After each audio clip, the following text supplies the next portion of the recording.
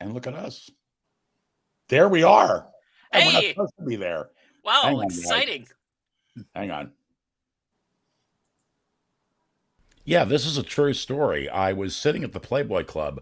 I finally get to sit down and sip my martini, and all of a sudden the bunny screams, "Does anybody know CPR?" And I'm like, "Well, I know the rest of the alphabet." And everybody just laughed and laughed and laughed. Well, except for one guy. 5, 4, 3. CGP Video Pictures presents Trek Tonight Season 2, Star Trek Film Series Volume 1, with your hosts Christopher Pitcher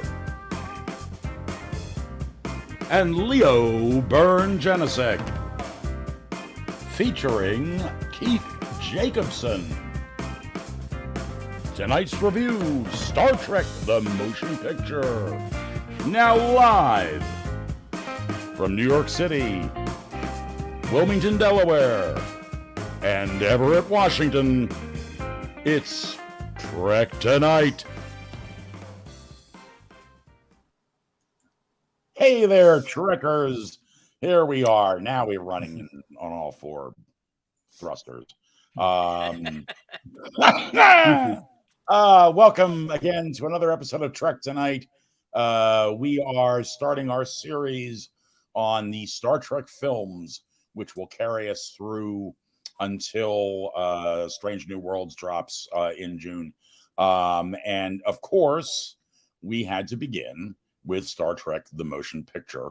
And we all looked at the director's cut. Yes. And so that was interesting. It moved a little better for me. But at any rate, how are you guys doing? Leo, you're looking sharp. I love the haircut. Yes, I was shorn today. I've been meaning to get to the barber for a while. It's one of these things where like every day you're like, I should probably go. And then stuff comes up and then you don't go. Right. But I was going to be in that neighborhood. So took a chance. I've been going to the same barber, a woman named Susie, for the last 20 plus years. Right. You want to give a plug to the barbershop? Yeah, Astor Place Barbershop in New York City. There you go. They've survived the pandemic and everything because they were going to close. I got my haircut a little before. Well, it was during the pandemic because not the last time I got my haircut, but remember I was working on the census a couple of years, I guess, 3 years ago. Right. Yeah. Wow. Phone. Yeah, I know. You were doing. And I got myself a decent haircut because I knew I'd be knocking on doors and I wanted to look presentable. And about a year later, somebody was like, or sometime later, someone was like, "Oh, you look good with long hair."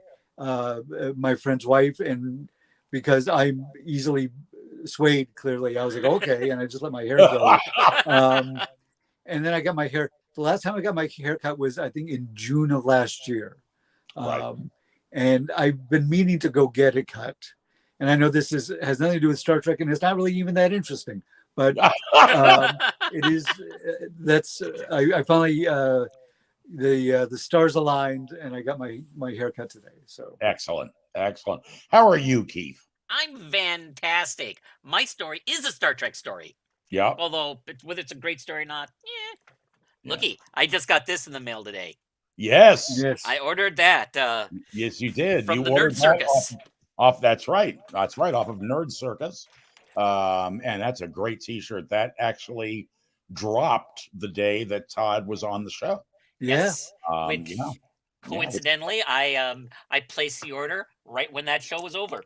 Oh wow! Good for you. Yeah, I am gearing up to order the cocktail book. And I wanted to order the dice, but I think he's sold out. So I've got to ask about that. Yeah, I'll be surprised if they don't bring them back. They were actually very cool looking dice. So. Oh, they were. Yeah, definitely. Well, and he mentioned them. He was very proud of them and the lava lamp style coloring and so on and so forth. Well, this is an epic 2-hour movie, and we talked about how Picard was about bringing the band back together. Star Trek the Motion Picture was definitely about bringing the band back together back in 1980. Do you guys remember when you saw this film? Oh, yeah. Yes, I do. Go ahead. Go ahead. I do, although the memory of it is a little fuzzy because I remember, I think it was, I don't know if I saw it with you. I know I saw it with some of our mutual friends. Right. And I can't remember what the composition was. And I would say I had mixed feelings about it, as I think a lot of people did. Right. I really wished the costuming, with the exception, it's funny because the three primary, best friends group is used by another Star Trek show, right.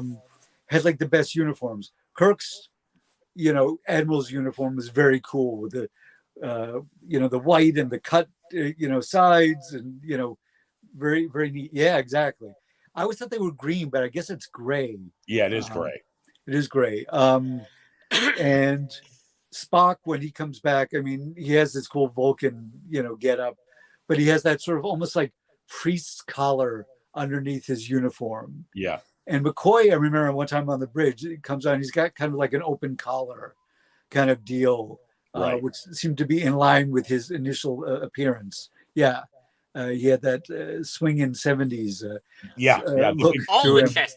He had all the chest hair. Yeah. So I remember once reading somewhere that somebody described the uniforms as looking, they were all like French dental hygienists. Some of the uniforms, they were a weird mix because they also had the short sleeve, which looked like sort of like summer duty. And I think it was worn by like Takei wore one and Shannon wore one. And we realized how it's not substantially long. Well, it's about 10 years after the end of the show that they made the movie. Right. So everybody's still young enough and in good enough shape to be like, welcome to the gun show. Yeah. Oh my gosh. There's a moment where Takei is wearing, where Sulu is wearing short sleeves. And it's when he's got his hand on the throttle. Yeah. Enterprise all of a sudden literally has a throttle. Yeah. And I don't know whether he was like purposely flexing his arm or what, but he's got an arm on him. That's he's man. He's not jacked, but cut, because he never got like swole, but he was always but he was definitely in excellent shape. Oh, yeah. Maybe we should talk about all the stuff we like and maybe then talk about the things that we weren't as crazy about. We can do that. By the way, Angela Alverson says, hi, guys. Hi, Angela. Hey, Angela. Thank you for joining us. Good to see you here. But yeah, we can do that. What do you want to do? You want to talk about the stuff we didn't like first and then end on the sweet note? We could do that, I guess. I mean, there were some oddball things. I know that first of all, before we jump too far into that, I wanted to point out something that's kind of an interesting footnote in the motion picture industry, and that is that Star Trek the Motion Picture, I believe I'm right about this, was the last feature film to include an overture before the movie began.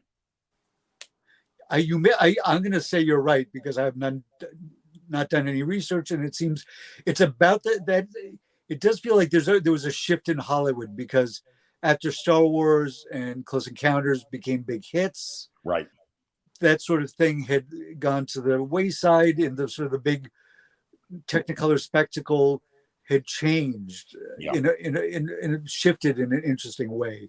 Well, and if you watch it on HBO Max, it's about 3 minutes of overture, which I had to confess I fast forward through because I'm like, it is just stars and the music, and it's beautiful music. Jerry Goldsmith, knocking it out of the park. Right. And I think if I'd gone into gone to the movies with some friends and that was playing, we'd be chatting and be like, oh, let's sit over here and get popcorn, and blah, blah, blah, and it would have been cool.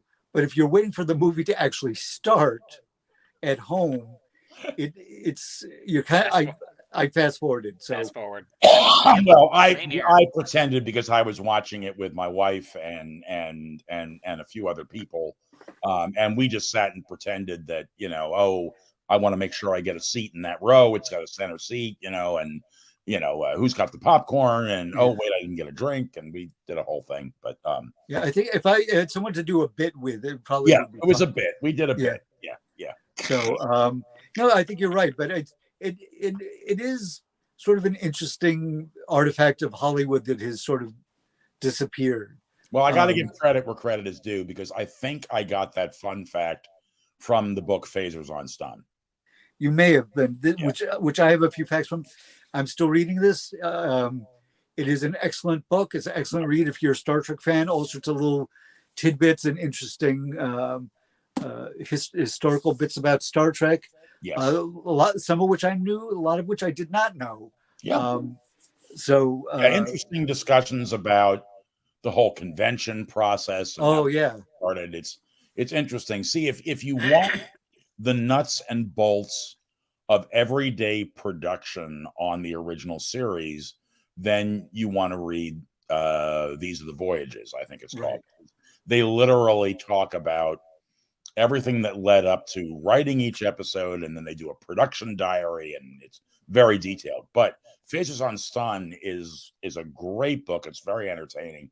And I will say, when you hear it as an audio book on Audible, the author reads it, and by reading it, he occasionally drops a few F-bombs.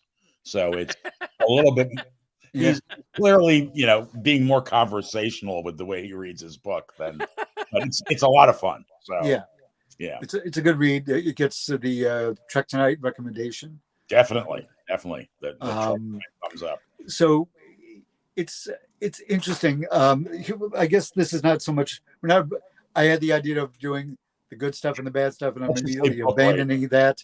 But two things at the beginning of the film, when V'ger confronts these Klingon ships, Mark Leonard, the first time we see a more modern Klingon. I think some of the character design subtly changed between that and maybe later Trek films and the Next Generation, but pretty much the standard of what we think of Klingons as. Yeah, basically it's where you see the introduction of the ridge on the top. Yeah, and I will say that the Klingons in the motion picture were a little less attractive than they became later on down the road. They were these were just working class Klingons, man. They were just not the supermodels of Kronos. But the captain was the Real Housewives of Kronos. That would be I might watch that. Yeah, that's probably the only way you could get me to watch a Real Housewives show. Yeah, right. So Mark Leonard famously played Sarek and the Romulan commander in the original series.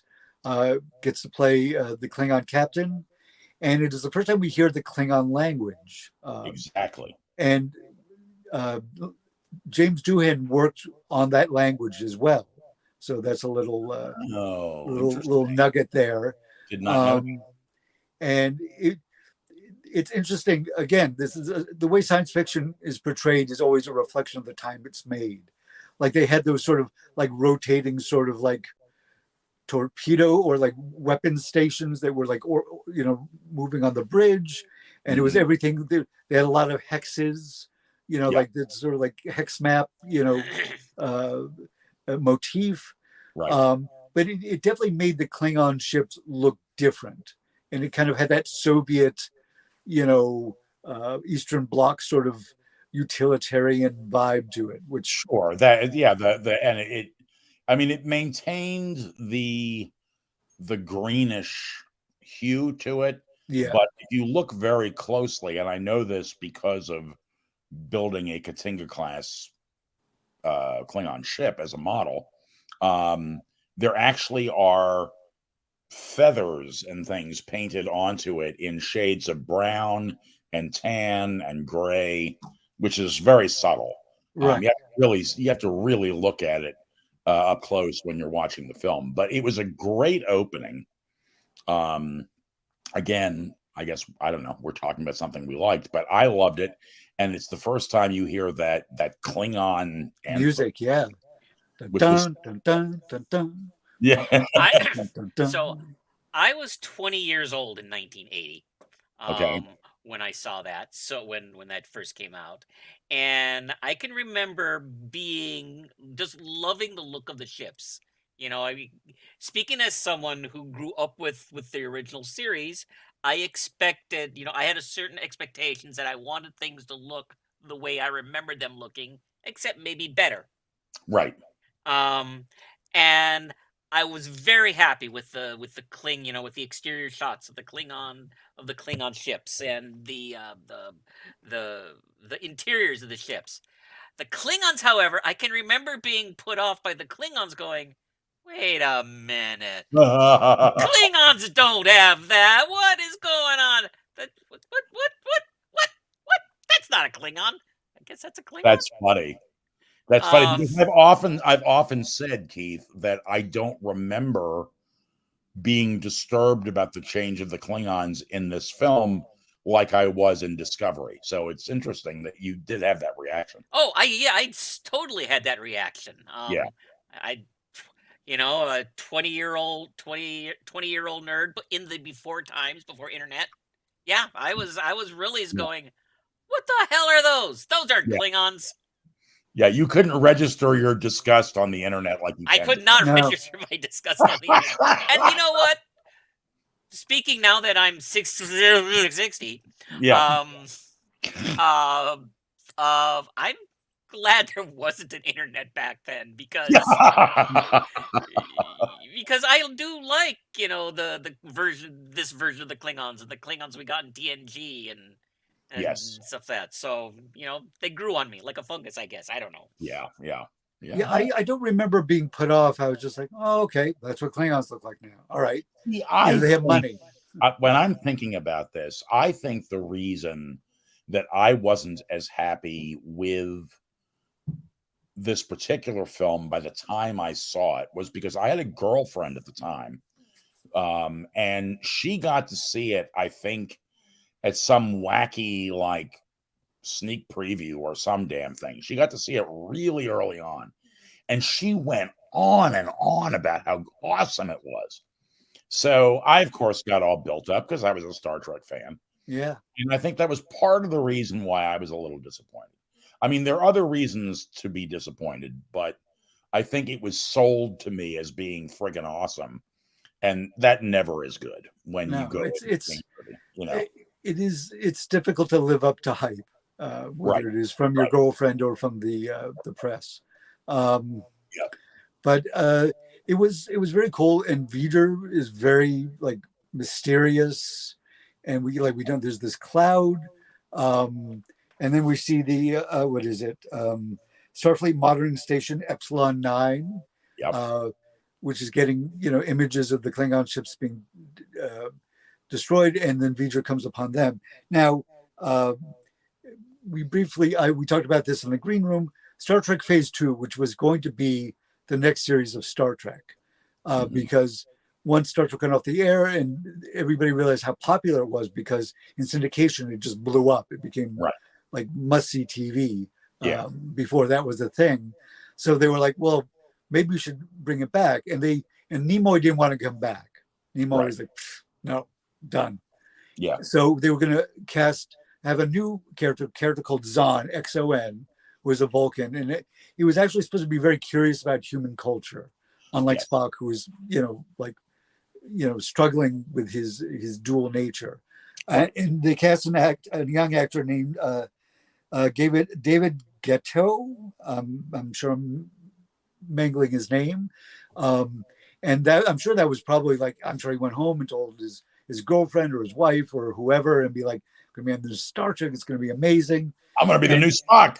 Yeah. And it fell through, but they did cast him as Commander Branch. If you remember, the dark haired actor, and he was wearing the sort of the disco outfit. And I don't mean Discovery. I mean, like Saturday Night Live, the collar open shirt thing. And he's the commander on that particular station. Yeah. And, presumably he is consumed by Vidra. Yes. And this episode, it traces a lot of its origins to the Changeling a bit.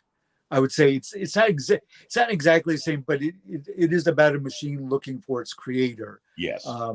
But on a much bigger scale. Yeah. Yeah. Yeah. So, and we get all the tropes. We get only ship in the sector. Yeah. I don't know what's going on. It's like that. I mean, that's. I don't want to make fun of that because I do kind of love that trope, but it is very much in this film. Okay, so if that actor ended up playing the commander of Epsilon 9, yes, who was the guy who plays the actual Vulcan that's supposed to be the science officer? I don't have that in my notes. There was going to be a new Vulcan science officer aboard the Enterprise, and Admiral Kirk had insisted there'd be a Vulcan. Right. I'm just surprised they didn't allow him and make that Zahn. I guess either way he would have died because that guy died in a horrific transporter accident, as we see briefly later on. Because I think for years I just assumed it was the same character, and without really delving deep into it. I forgot what they called him. His name wasn't Zahn. No, it wasn't. But he and Chandler have a brief scene.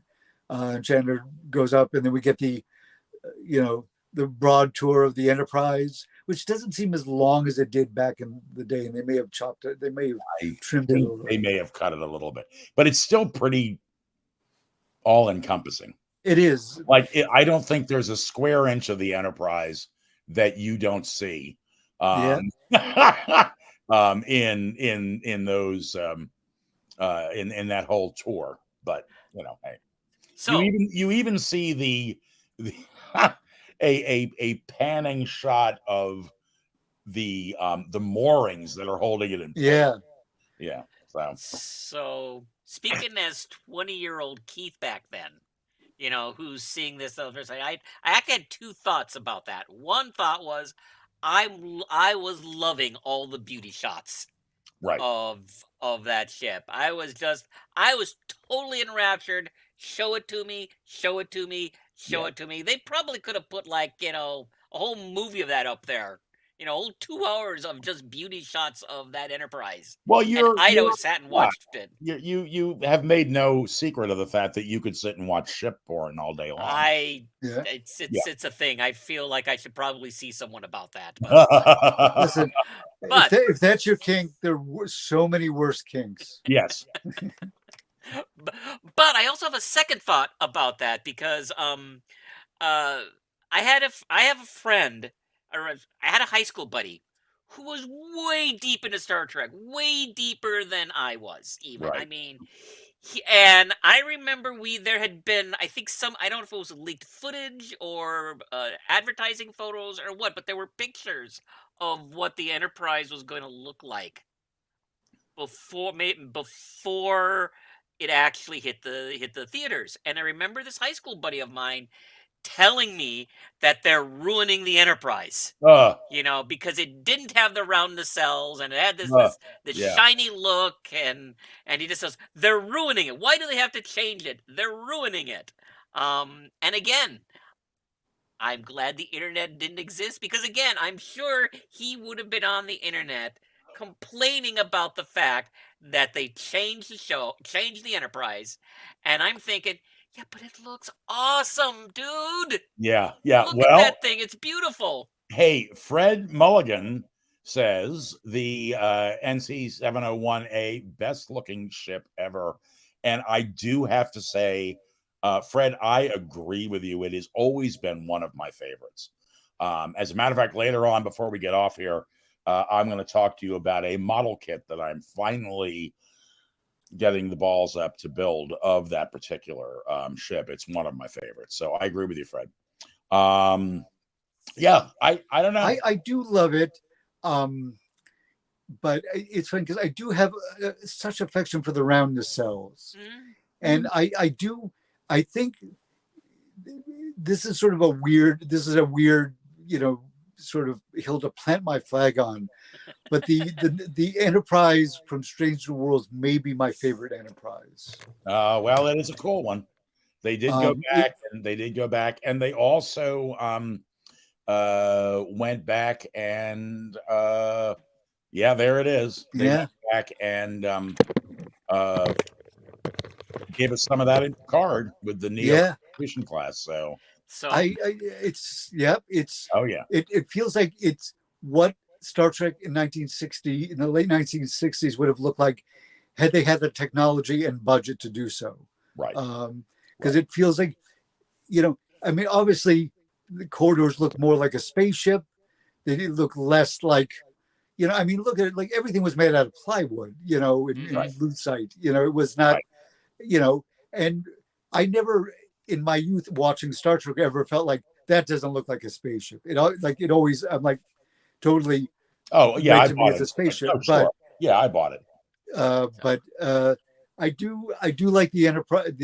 This it wasn't even the Enterprise A at this point because it doesn't become the A till after Right, till the end of Star Trek 4, I believe. I think so. Um, but it's a very cool looking ship. It's a sleek looking ship. yes, And and there Yeah, was I enjoyed the change to the deflector dish, the fact that it lit up and it glowed. yeah, I loved the fact that, and of course, this is something they had the money, the budget, the technology to do. The logic behind, okay, this thing is flying through deep space where there may not be a convenient sun to cast light on it, so we're going to cast lights on all of its markings. yeah, And I remember when I saw that, I thought, well, that makes total damn sense. yeah, because deep Because space is dark as fuck. right. Exactly. So yeah, So I loved that. I loved that. And that is one of the big challenges of building the model kit, getting the yeah. lights. But it's yeah, it's a very cool ship. So we we're talking about Zahn and the now I can't remember the name of the um, the the slated Vulcan science officer who died Right. tragically. Yes. But Decker, who like Kirk comes in and says, I'm taking over center seat. And Decker is understandably pissed off because he'd been picked to, follow up and be the captain of the Enterprise. Right. And he's getting a temporary rank, temporary demotion, and he has to be the XO for this guy. And Kirk is, at the beginning of this film, he's not really prepared for this. Right. He's been flying a desk for 2.5 years. Right. And he doesn't know the Enterprise. Right. And when they hit a wormhole, can't believe that phaser. I gotta say, watching that with the crowd that I was watching it with, that whole sequence kind of blew people's minds a little bit. Because it's moment. very trippy. It's very trippy, and Gina almost said to me, it almost reminded her of like a David Lynch sequence. It's very, it's very late '70s. Sort of, but very trippy. Yeah. But I do want. I don't want to jump. I don't want to skip something because we do have the the transporter malfunction that kills the Vulcan and someone else. Yes. Unnamed person. And that is a moment where we actually get to see Janice Rand come back. Yes. Who is a transporter operator for some reason all of a sudden. And it was cool. I mean, when you talk about bringing the band back together, that's really sort of a deep cut to bring her back because she left the show in season 1. Yeah. So that was cool to see her again, I thought. I would say being a transport operator is a step up from being a yeoman, which is sort of like a glorified secretary. Right. At least you've got skills and you're doing something as opposed to like, could you sign this, sir? Here's your coffee, Captain. Yes. You need to eat more greens. Yes. But it was great. We do get to see it. And then when they get the last of the crew on, they've fixed the transporter. And there's one guy who's refusing to transport up until everybody else does. Yes. And it is, of course, our favorite physician, Dr. McCoy. Yes. Who was finally beamed up and shows up. I believe you have an image. I do. I have a great picture of Dr. McCoy with his beard. There he is. Yeah. actually, seriously, here he is with he- that Rankin. Leo described this a long time ago as his Rankin Bass beard yeah, and his love medallion. Yeah, he's got this medallion. He's wearing this jumpsuit. Chris has said you look like he was coming from Players Retreat. It looks like he was about to go to a key party. Like, Yeah, exactly. That's why he's so pissed off, because he's so pissed. Like he was like, all right, I'm getting laid tonight, and then all of a sudden, tonight I'm not a doctor, I'm a lover, and he, they drafted me, invoked a little known, reactivation clause, and Kirk is like, I need you, and he's like, all right, and then he's like, says Chapel's an MD now. He says, well, I need a good nurse. I don't need another doctor second guessing all my diagnoses, Right. And they probably changed the sick bay. Engineers love to change things.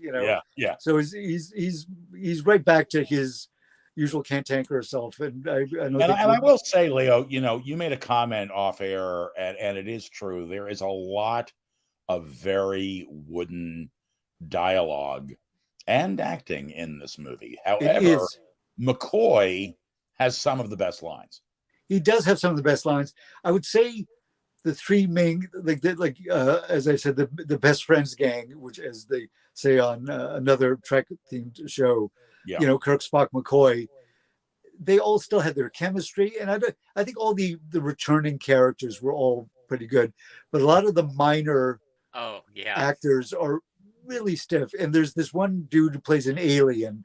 He's kind of got this high forehead and this sort of frizzy hair, and he looks like an alien Stephen Wright.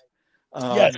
And when Kirk comes on board and says, like, I'm taking command, the orders came through, and he leaves the bridge, and this guy's like, oh, Captain Decker's not going to be happy, or blah, blah, makes some, remark, but he's very stiff. It's like, and almost everybody else, any of the sort of like the minor characters who have a line here and there are very stiff. Now, this was directed by Robert. Okay, go ahead, Leo. This was directed by Robert Wise, who did Sound of Music and did The Day the Earth Stood Still, like a very noted director. Yeah. And I don't know I don't think this is. I wonder, because there's a lot of problems with the writing of this script. I've got a quote here, because Alan Dean Foster, who is sometimes, or maybe this is just by me, the king of the novelization. He did a lot of novelizations for sci-fi films, as well as a lot of really cool original books. Right. But he's credited on this. And here's a quote from him. And this is how it goes. He goes, the reason you don't see very nice things written about Gene Roddenberry is because he has a tendency to take credit for other people's writings. I worked for both Gene Roddenberry and George Lucas. One of them was one of the most professional and genuine person I ever met in Hollywood. The other is Gene Roddenberry. I love that. I read that too. That's a great line. That's a sick burn, Alan D. Foster. Yeah. Of course, now Alan D. Foster is trying to fight to get the residuals for the books he wrote. Star Wars. He wrote Splinter the Mind's Eye, which was in a dearth of time of any Star Wars content in between the first two movies. When that came out, like my mom bought it, but she saw it as a store, and she's like, "Oh, I know that I would love it," and of course I did. I devoured it.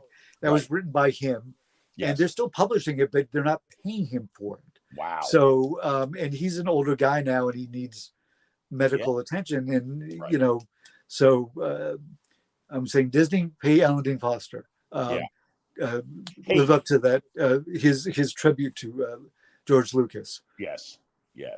We did skip over one thing, and that is that the first time you see Spock, Spock is on Vulcan, and trying to go through a process called the Culinar, I believe. In which he's supposed to be purging all of his emotions.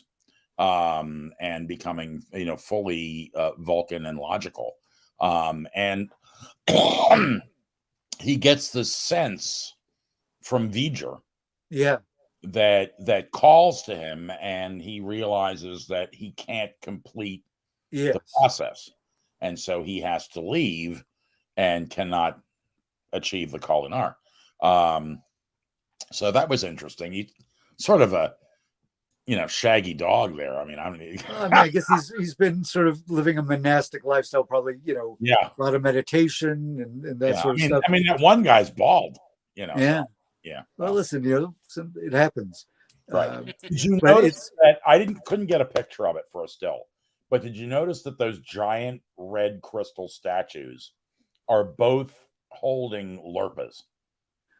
Very cool. I Yeah. believe it's funny in the original version of this film. I believe you see moons moving in the background, which they changed for the director's cut.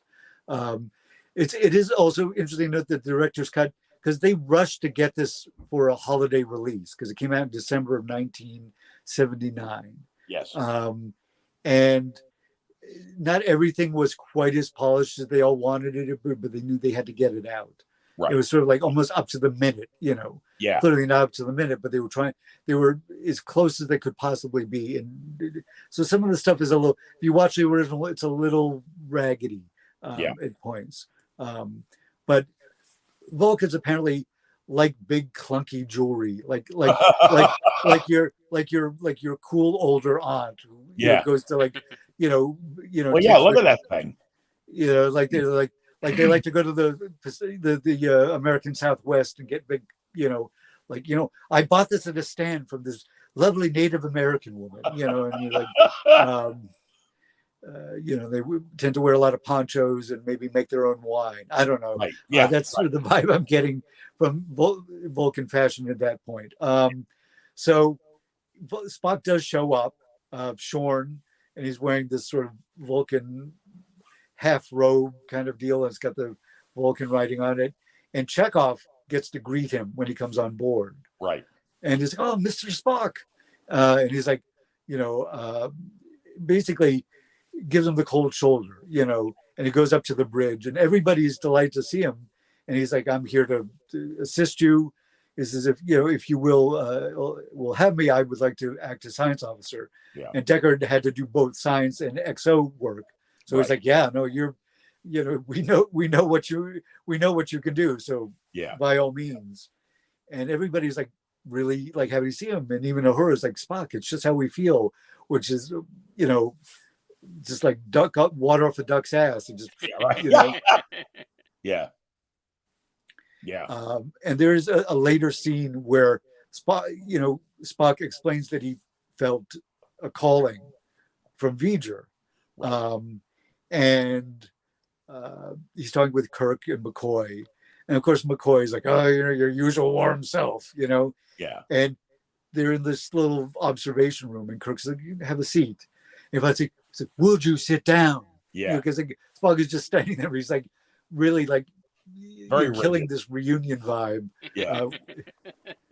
And again, so here's a moment that really could have been classic Kirk, Spock, and McCoy, but he just kind of missed. Like it wasn't. I mean, the jokes were there. The joke about back and forth, the bantering back and forth between McCoy and Spock. There was a little bit of that. McCoy, of course, mispronounces the Kolinar, and Spock has to point that out. And I mean, there's all of that stuff, but it just was. I think part of it. Sorry, Keith, you go on. I've been talking way too much. Go on. Or you've been speaking exactly the right amount. But I think the reason why it's flat is because Spock is intentionally flat in this. Because part of what this movie is about is the journey from it's to try to find a balance between logic and emotion. Yes. And Spock has gone with the Kolinar. He's gone way over to the logic side of the spectrum. Right. And that's what I think this movie is about is learning to find the balance. And so Spock can't participate in the banter like he used to because he's out of balance. Yeah, I that's exactly right. I think you've hit the nail on the head. Yeah. And they also question is Spock's will he put his own needs above the needs of the ship? Right, because he has been very clear that this intruder is calling to him. Yes. and that's important to him in some way. And So there's this is something, and I don't remember this from when I saw it like back in the day. yeah, Is there's a point where he's sort of in contact with V'ger or getting some sort of something from V'ger. yes, And there's this, they go to like shots of other people on the bridge and they're kind of like, oh, is he going to turn? I'm like, oh, I don't remember that. And that might be part of the director's cut. right. Well, there's something also too that I don't remember, and that is, I believe, when is it that Chekhov gets his hand burned? Is that when V'ger is probing the bridge, or is that after the wormhole thing? That is, it's after the wormhole, but with the first encounter with the probe with V'ger. Oh yeah. The V'ger shoots make me evaporate torpedo Yes. Right. at it, and that torpedo hits. Some of the energy gets through the shield and burns Chekhov's hands. And Right. so that's Well, so what I didn't remember at all till I saw it this time was that Ilea has the ability, in an empathetic way, to be able to relieve his pain. Yes. By And laying that was hands not in the original cut. That was not in. There's a good article about the different versions of this film on Den of Geek okay. that came out, ironically, either within a week of us deciding to do this. Yeah. So if you want to read it, it has a lot of interesting little bits, and they talk about that. I think that was added for the director's cut. Neat. Yeah, I feel like it does feel like this director's cut improves the film that we all saw way back in the day. Yes, I agree. I have to say I have more good things to say about it than bad things. I'm still not a big fan of those uniforms, Right. because they're a little blah. Well, you I know? mean, you just see this. I mean, first of all, the bridge of the Enterprise is gray enough. Yeah. You know, it lost all of its colorfulness, and then you stick them in these drab colors, and they all blend into the background. It's I don't have a clip of it here, but there's a shot where it's sort of that classic look where you're looking 3/4 at everybody sitting in their seat, Kirk in the center chair, and and blah blah blah, but they just sort of all blend into the background. They do. I think they were afraid that it looked too comic booky, the bright colors. And as we've seen from current new Trek, that's clearly not the case. Yeah, and even whatever your feelings about the J.J. Abrams film, they did return to the bright colors, and I think it does work visually. Yeah. And and it just feels like Star Trek, to have those the brightly colored tunics. I definitely think we're going to run long tonight, guys, but I do want to cut to a commercial break. Okay. While we're at this point, and then we will be right back after these words.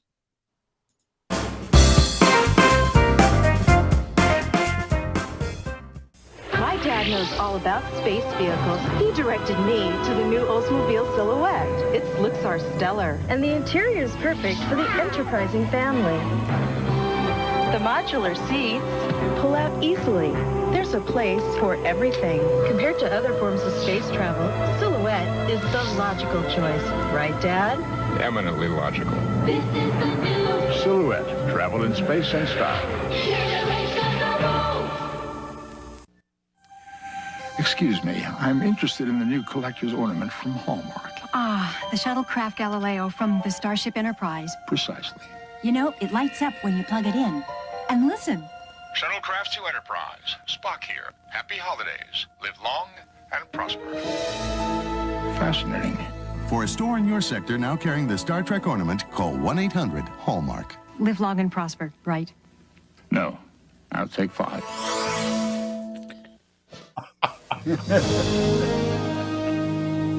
Space? We've been there. Time. That's the new frontier. Physically traveling through time isn't possible. Not yet, at least. But with a time machine from Time Computers, you can go into the future. Imagine a whole book, encyclopedia, or even a movie on a single disc. And the internet, is changing the way the next generation think. In the future, it'll change the way we live, from looking at tomorrow's weather to banking, shopping, entertainment, and even communication. From here, we can see 1 billion years into the past. With a time machine, you can see into the future. Why buy an ordinary PC when you can buy a time machine from Time Computers?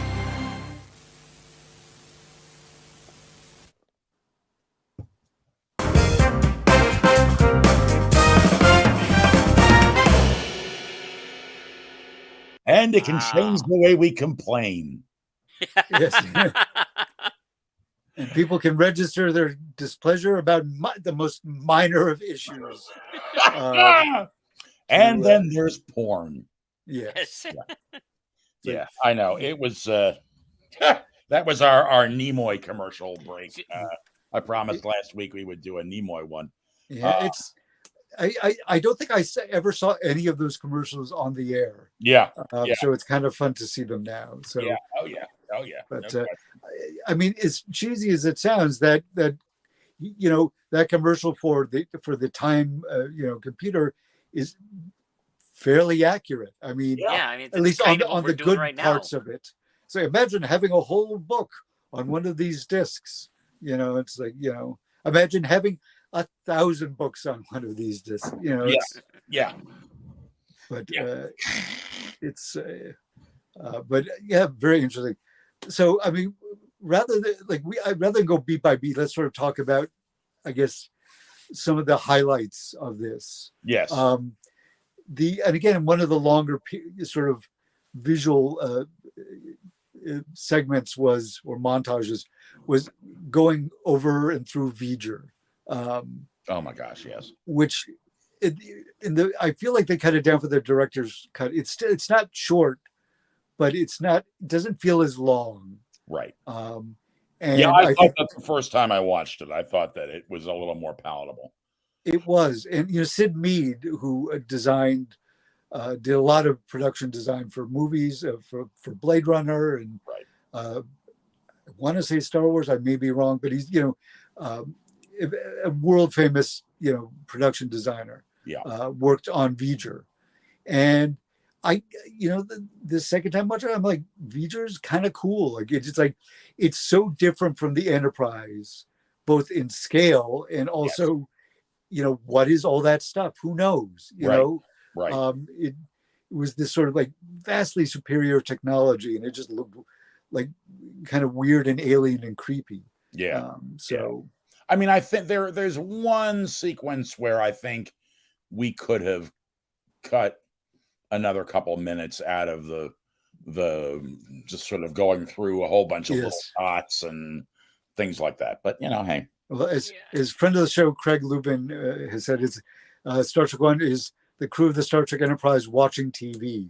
Because they do spend a lot of time just watching the screen. Yeah, just staring at the screen. Yeah. I do remember, again, as a 20... So a lot of what's happened for me with this, because I have not seen this movie in a very long time. There were movies I always enjoyed much more, you know, even then, you know, and they're all the classics, you know, Wrath of Khan, Voyage Home, A Search for Spock, you know, and, you know, and once those came out, I thought, wow, these are fun. But I do remember as a 20-year-old going, okay, oh, we're still doing this, okay, during that whole segment there, being, you know, and it didn't bug me as much this time, but I'm still thinking, you know, wow, this is I think even for 1980s, this is a slow movie. Yeah. It is. It has a very measured pace. That's a kind way of putting it. Yes. It's. But and again, there was a moment here, and I feel like this is maybe something added in the director's cut when Spock weeps for V'ger. And I remember that. It's been a while, so I remember that. Yeah. But his whole thing is this. Coach said, "You're not weeping for us." He says, "No, for V'ger." Right. And it, you know, Spock's journey and V'ger's journeys are parallel. Yes. Like when he goes through the space anus into the heart of sorry, it's really what Okay, it's a sphincter. It's a The sphincter. orifice. the orifice. Yeah.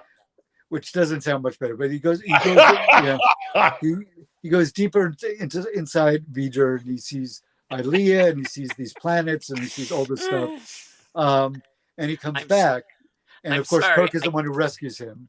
Yeah. Sorry. Take a moment if you need it.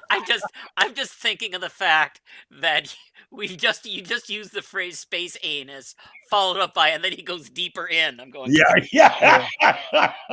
Phrasing, right? I'm gonna mute my mic for a second while I. Yeah. Well, yeah. In effect, he is his own probe. So Yes, he is. Yeah. We need to probe this this anomaly. Yeah. All right. Just work in real life. Anyway, and he has a thruster. He does. He has the time to thrust just right. Yeah, he has the time to thrust just right. So he comes back, and he grabs Kirk's hand, and he's like, "This simple gesture is beyond V'ger. V'ger wants to know, like, is there something more?" Which is, I think a lot of I think almost everybody's asked, like, is this everything? Is it what's well? And Spock really gets a sense of how much information V'ger has amassed. Yes. So in the time of its traveling over how many hundreds of years? I mean, let's say 300 years. Yeah, it's amassed about as much knowledge of the galaxy as is possible. Yeah. And now it wants to know, is this all there is? But then it's interesting, and I don't know if we're skipping or cutting by saying this, but they get to a point where V'ger gets to Earth, and it wants to communicate with its creator, and nobody can answer the signal because they don't know what it is. And it's at that point that I mean, we kind of jumped over Ilea a little bit. Yes, because Ilea is this sort of like lightning probe shows up in the bridge, and it's reading the computer. And here's one of the things I always liked, and this was I remember for the original, and it's still in this, like the screens are lighting up to show all the information it's taking, right? Which is really not how computers work, but it's a good visual. Yeah. But part of it is the Star Trek blueprints. That were put up by Bantam Press back in the day, which I still own my copy of. Oh, me too. And I love the fact that they scanned them in. It was like a black background and like green sort of lines, making it look even more sort of spacey and futuristic. But I love that they threw those in because that, it's a nice Easter egg and a nice nod to the fans. Right. And of course it means they don't have to drop a whole new set of blueprints. Yeah. But of course they were the TOS Enterprise blueprint. Yeah, but hey, that's probably in the files anyway. So right. But and Spock, they're trying to stop it, and then Spock smashes the console, which stops it, I guess. Yeah. And Ilea gets it's weird because it's almost like a reverse 3D printer. The probes, it's like they break them down on a molecular level and sort of store them inside. Yes. Or like a replica of them. Right. Whether it's a weird, almost like a transporter, maybe, kind of, sort of. I don't know. Yeah, I mean, clearly it's breaking them down into a pattern and storing. Right. Yeah. And then they send a probe, which is basically a duplicate of Ilea back. Yeah. And, finally giving is played by Perseus Kambata, an Indian actress who sadly we lost in 1998. She died of a massive heart attack. She was a chain smoker. She was rushed to the emergency room. So she was a Miss India at one point. Very, very beautiful actress. Yeah. And I remember reading Walter Koenig wrote a book about his experiences shooting this movie. And he was talking with, they were in the makeup chair, and he goes, and basically he asked if, he ended up kissing her head, with her consent. She's like, all right, I guess, and he said it was kind of prickly because, it's but she did the movie despite the fact she knew she had to shave her head. That was not that a was a question some of the people asked me when we were watching it. Was that a bald cap? nope. Or That did was she shave her head? And I'm like, she no, she was shaved her head. she shaved her head. And sadly, we lost her. I guess that was about 25 years ago. Wow. But she refers to it like the Kirk unit, and the idea the Enterprise, since V'ger sees machines as the real living beings, that is infested with carbon-based units. Right. And it's funny because she goes Kirk unit, whatever, but she sees Decker and she just goes Decker, and they say okay. Even though this is a replica of Ilea, it still has some of her memory, some of her maybe her consciousness. Yes. So, the Decker unit, Kirk says, Decker unit would be much more efficient to show fill your needs or whatever, to do what you want to do. What she wants to do is, as the probe for V'ger, she wants to understand the carbon-based units. So she wants to tour the ship in order to understand why they're there, because she thinks the Enterprise should just be running on its own. Yeah. So yeah, and so Decker is trying to capitalize on the idea that maybe some of her memories are there, and he does. He takes her to the rec room where, he tries to show her some games she used to play. They put that silly hat on her head.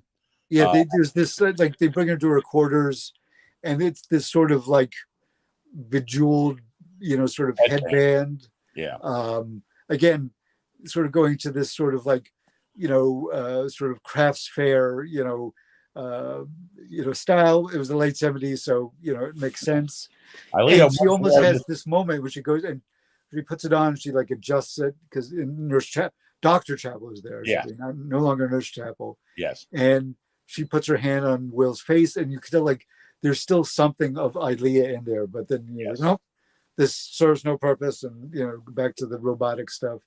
Yeah. But so they're at Earth, and V'ger wants to hear from its creator, but it's not, because it's, first of all, they realize it's sending out on a radio wave, which is a long sort of obsolete form of communication. Right. And Kirk, Spock says, since V'ger is essentially a child, he says, I suggest you treat it as such.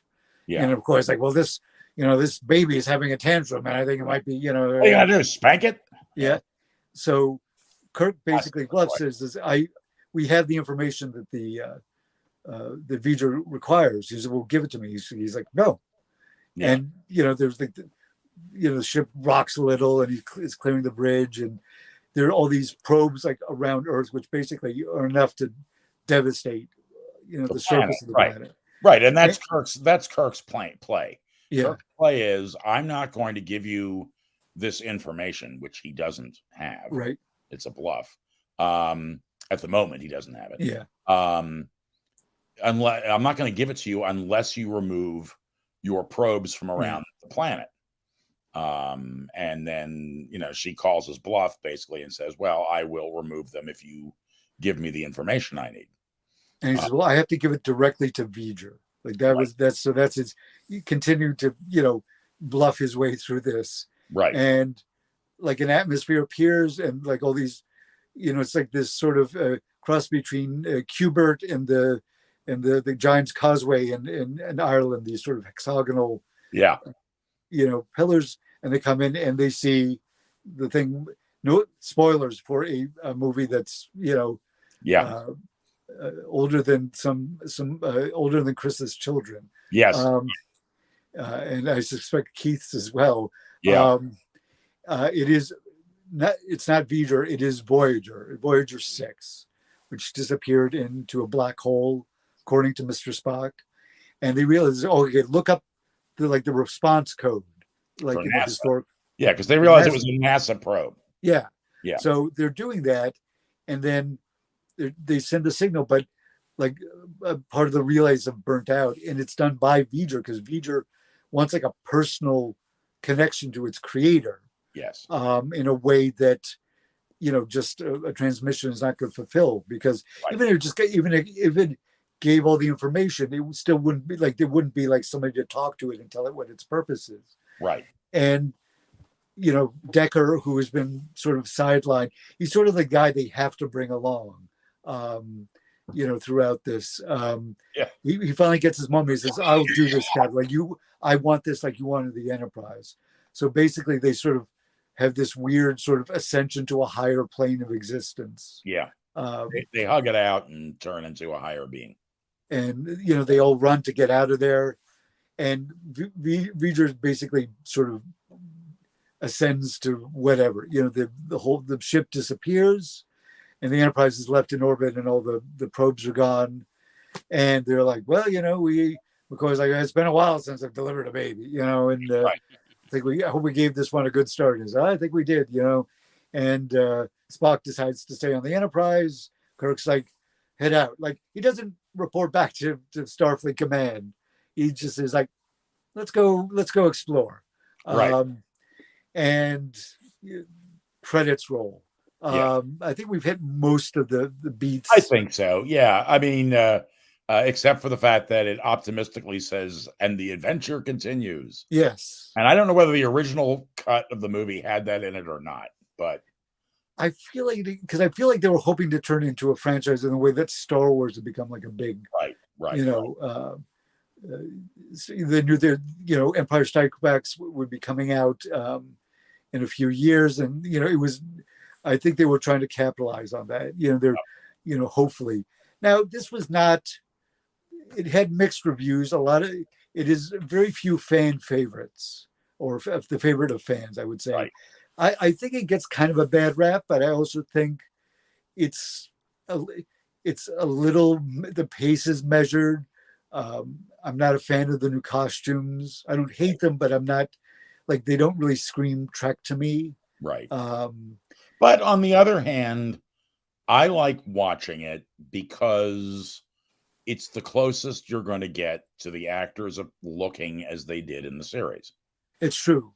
They're still young enough to be like, yeah, I believe they're on as the movies went on, they're getting older. And sometimes you're like, shouldn't they all retired at this point? Yeah. Or been promoted? Yeah. It's like, I mean, that was the whole thing is Kirk is like in Wrath of Khan, which we'll talk about next week. He's still an admiral, and right. He's flying a desk, and he's missing being, a starship captain. And you think it's the films seem to be struggling with moving forward, because ultimately people are going to see a Starship film because they want to see Captain Kirk, Mr. Spock, Dr. McCoy, and so on. Right. They want to see their characters, and they were very unsuccessful in like setting up a next generation, if you will. Right. No pun intended. Yeah. So it's we much like in this last season of Picard, we got to see the band be put back together, right. But it also they acknowledge the fact that they're older and that they're not as quick. They might not be as physically quick as they. Riker's like, I don't remember having to. I remember sleeping in the bunks. I don't remember having to get up and pee as much. Right. Right. And so, I don't think though that the goal for this movie was to set up a TV series. No.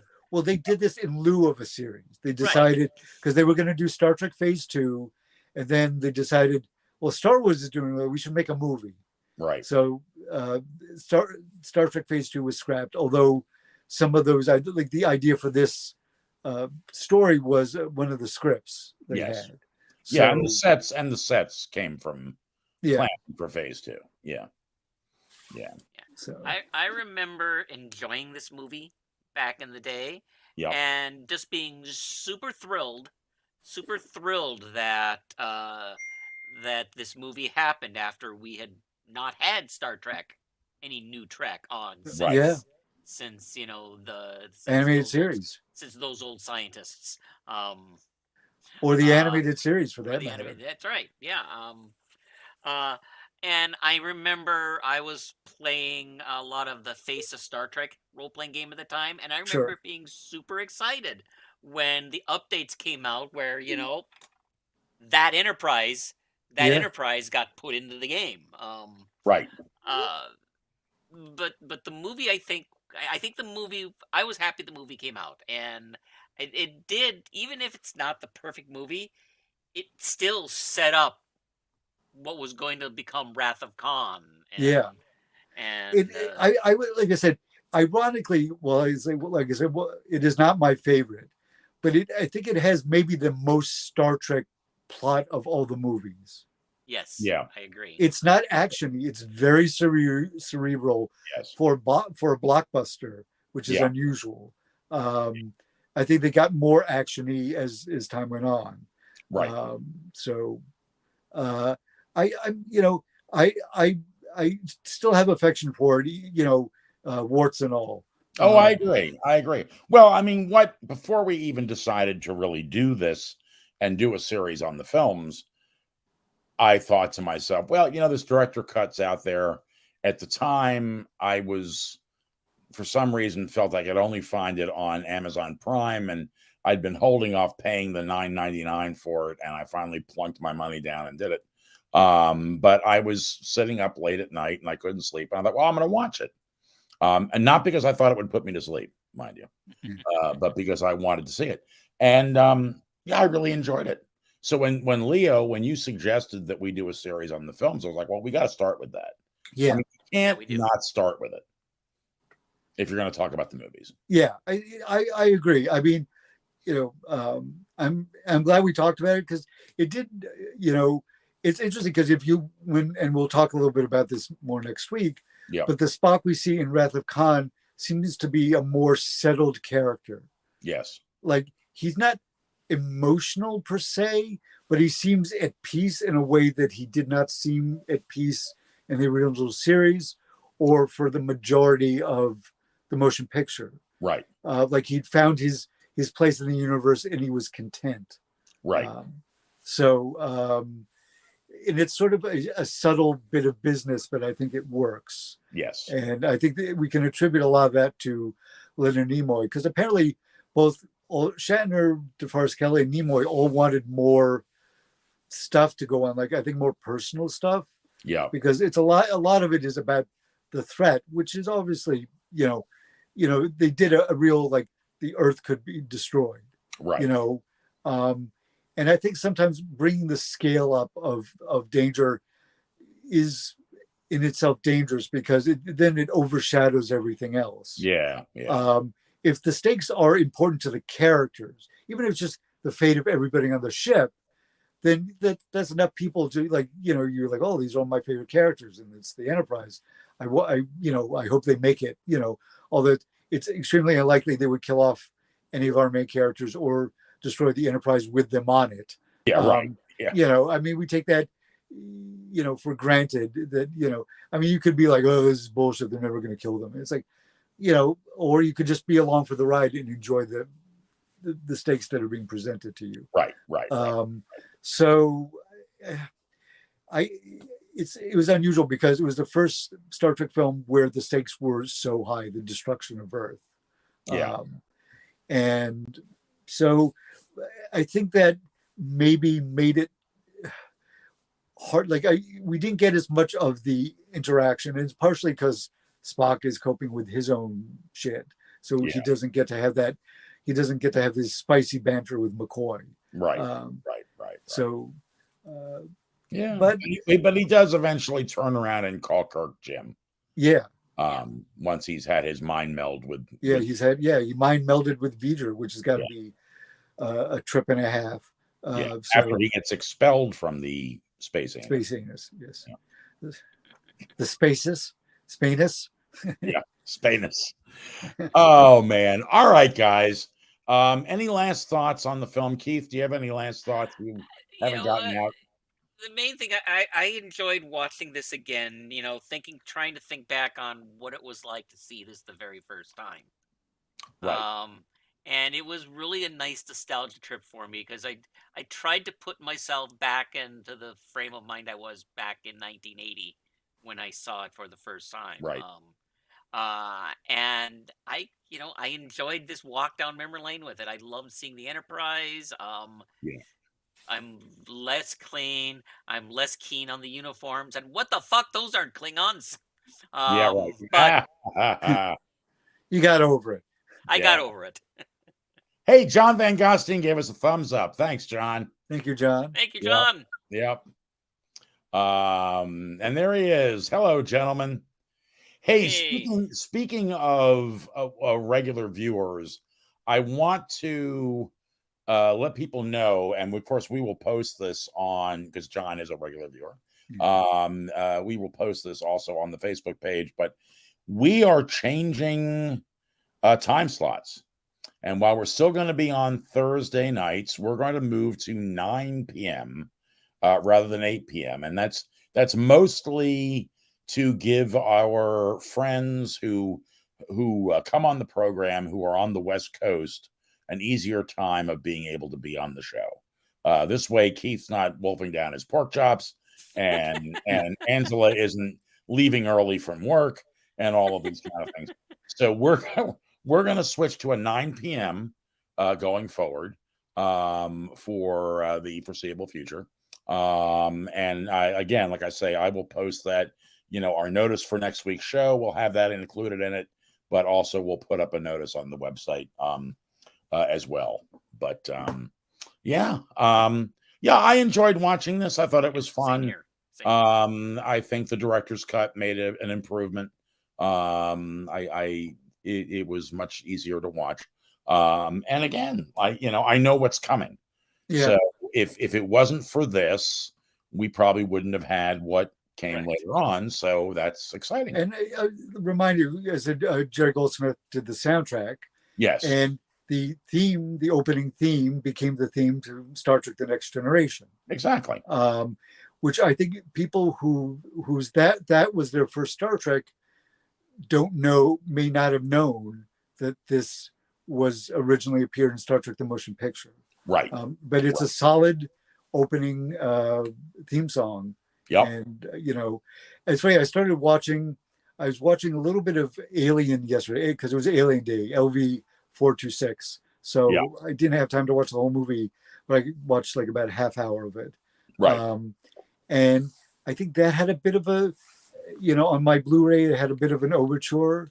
And I was watching, and I also, at first I was like, let me watch The Black Hole. I haven't watched that in many years. I was like, oh my goodness, yeah. And that also has an overture.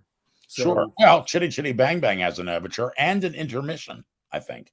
Yeah, that's like big long movies had an intermission, like Lawrence of Arabia or Cleopatra, and all the, and people, I'm sure this movie could have had used an intermission too, and it might have, but they might have lost some audience. Yeah. Yeah. You get that popcorn and you just keep walking. Yeah. I will say that, like I said, I think the director's cut is an improvement. Yeah. While it will never be my favorite film, but I enjoyed watching it, and I think it has value. Yes, I quite agree. And as I say, we get this version of the ship. Yeah. And I love this version of the ship. So very different. And going forward, a lot of the Enterprise now has 2 turbo lifts, one on either side. Right. They call it a refit, but it's really a brand new ship that just looks a lot like the old one. My only issue with the redesign was I felt that the corridors seemed a little claustrophobic to me. They were wider, in my opinion, on the original TOS Enterprise. And I feel like, in the original show, you could have 30, 40 people running around during a red alert and they wouldn't be like squeezing past each other. Whereas on the refit, they would be sort of shouldering each other out of the way. But that's just I don't know, because it's instead of just like a curved sort of, because a lot of those hallways were curved on the original show. Right. Like you would have like long straight corridors with those sort of like, sort of, right. Which is an interesting like look, but it's not practical at all because it doesn't accommodate for extra people. It's like, unless, they're Krell. Little deep cut from the old Forbidden Planet. They had those sort of that look, which is a very science fiction-y look, but it's not entirely practical. Right. But still. All right, guys. I think I'm going to roll us out of here unless you guys have anything extra you want to add.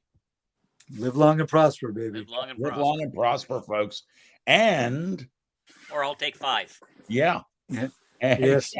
live long and prosper.